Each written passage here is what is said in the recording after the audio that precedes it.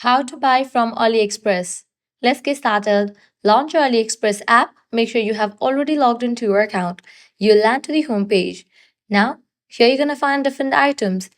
Now I can head towards the item that you want to purchase. Or else what you can do is at the very top you're gonna see the search box. Over there type in the product name that you want to purchase and then search for it.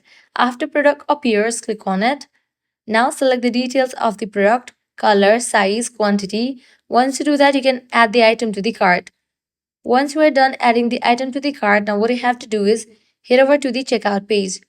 So head towards cart section, click on the cart icon given at the bottom. Once you're on this page, here you will find the option of checkout. Likewise, you're gonna find all the products that you have selected to purchase. Now click on checkout.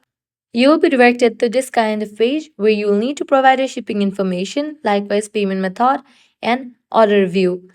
After you provide all the details, you can click on place order and confirm your order. This way you can easily buy from AliExpress. So that's a wrap for this video. If this guide was helpful, do not forget to like, share and subscribe to our channel. Thanks for watching.